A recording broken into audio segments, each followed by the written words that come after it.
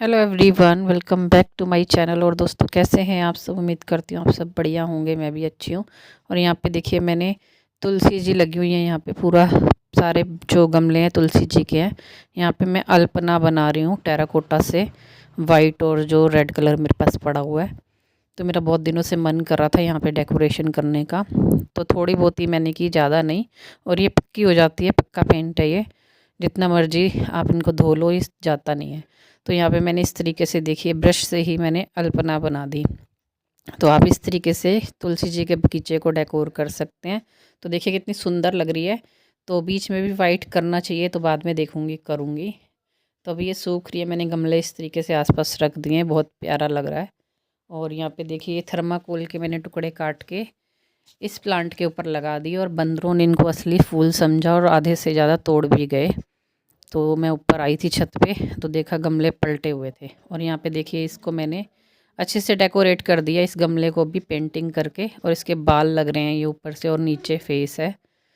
और यहाँ पे देखिए, मैंने कुछ गेंदे के फूलों और लिए थे। ये रेड कलर वाला गेंदा बहुत सुंदर लगता है। तो बंदर अक्सर तोड़ ही जाते हैं, पर मेरा मन करता है तो मैं सीज़न के फ्लावर वगैरह ज़रूर लेती हूँ और गमलों में ज़रूर लगाती हूँ। तो अपने मन को मारिए मत। और सस्ते ही आते हैं ये, 20-20, 30-30 रुपए के आते हैं ये। और यहाँ पे मैंने ये गुलदाउदी के भी प्लांट लिए थे, तो हमेशा लेती हूँ। तो ये गुलदाउदी तो 3-4 साल तक चल जाती है। पहले भी मेरे लगे हुए हैं, वो जो येलो वाली कलियाँ आ रही हैं उसमें। अब वो खिलेंगी तो आपको दिखाऊंगी। और यहाँ पे देखिए, हमने लिया था वैजंती का पौधा, तो इसमें कुछ बीज भी लगे हुए हैं। ये देखिए, वाइट कलर का कुछ मोती दिख रहे हैं। तो अभी इसको मैंने रिपोर्ट नहीं किया, गमले में ही है ये। तो इसको बड़े गमले में शिफ्ट करूँगी, तो आपके साथ शेयर करूँगी। तो अभी ये पता नहीं यहाँ पे ग्रो होता है या नहीं, ले लिया मैंने। तो यहाँ पे देखिए, मैंने साग उगलने के लिए रखा है। तो इसमें मैंने सरसों, पालक, सोया, मेथी, बथुआ और अदरक, लहसुन और हरी मिर्च का पेस्ट बना के इसमें डाल दिया। अब इसे मैं ढक्कन लगा के कम से कम आधा पौना घंटा जो है इसको पकाऊंगी। एक विसल दिला के आधा घंटा सिम पे ये पकता रहेगा। तो हमारा साग जो बन के अधूरा रेडी होता है, इसको बाद में हम घोटेंगे। घोटने से या मिक्सी में पीस भी सकते हैं आप। एक ही चक्कर लगवाइए मिक्सी का, ज़्यादा पतला साग भी अच्छा नहीं लगता। और ये पिस जाता है अच्छे से, और साग जो है बहुत ही ज़्यादा टेस्टी बनता है। तो आज बनाएंगे हम सरसों का साग। तो यहाँ पे देखिए, अदरक लहसुन जो बहुत सारा डाला है इसमें मैंने चॉपर में चॉप करके। तो आप कैसे साग बनाते हैं प्लीज़ कमेंट बॉक्स में बताइएगा। मेरा तरीका तो मैंने काफ़ी बार बताया है साग बनाने का, कि हम लोग कैसे बनाते हैं। और इसमें अल्लन डलता है मक्की के आटे का। तो मक्की का आटा थोड़ा सा पानी में घोल के तो मैं डालूँगी इसमें। जब ये गल जाएगा, तो अब ये पूरा गलेगा, अच्छे से पक जाएगा, तब इसमें हम अल्लन लगा के ऊपर से तड़का लगाएंगे। और मज़े।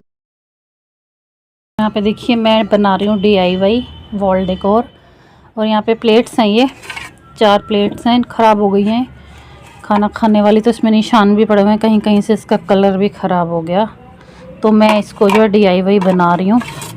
वॉल डेकोर बना सकते हैं आप, या कई चीज़ों में इसको यूज़ कर सकते हैं। तो इसको मैं टेराकोटा पेंट करूँगी, जो मेरे पास है मैरून रेड वाला, जो गमलों पे किया है। उसके बाद इसके ऊपर जो मिरर वर्क करेंगे हम।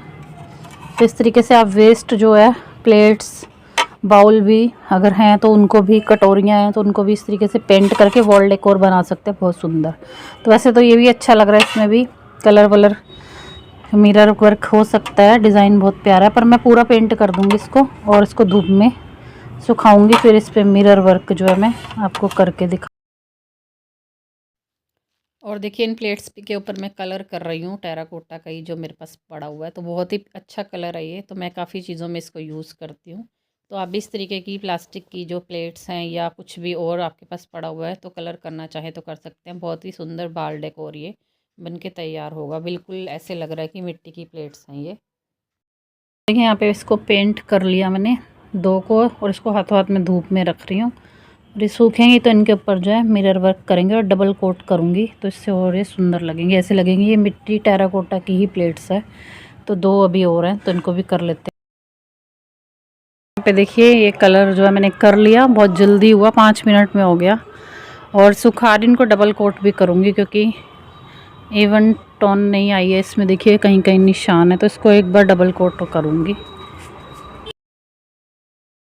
और यहाँ पे देखिए ये हो गई पेंट प्लेट्स, और देखिए कितनी सुंदर लग रही है, बिल्कुल लग ही नहीं रही है कि प्लास्टिक, ऐसे लग रहा है ये मिट्टी की है।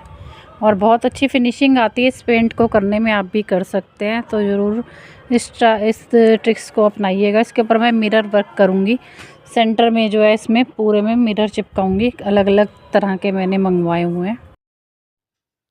और देखिए यहाँ पे मैंने जो है मिरर भी लगाने शुरू कर दिए प्लेट्स के ऊपर। तो आप किसी तरीके से मिरर लगा सकते हैं, पेंटिंग भी कर सकते हैं, वाइट कलर के एक्रेलिक कलर से भी कर सकते हैं। तो ये कीप में फेविकोल है, तो ये ऑनलाइन मैंने मिरर मंगवाए थे, तो कीप में फेविकोल भी इनके साथ ही आया था, तो इससे मुझे आसानी हो गई चिपकाने में। तो मैंने रैंडम ही ये शीशे जो है लगा दिए हैं, कोई डिज़ाइन वैसे नहीं सोचा था, अपने मन से ही बनाया है। तो बताइएगा आपको ये वॉल डेकोर कैसा लग रहा है, और ये मैंने डिज़ाइन जो बनाया है कैसा लगा। तो आप कमेंट बॉक्स में और भी डिज़ाइन बताइएगा कि मुझे और कैसे बनाने चाहिए थे।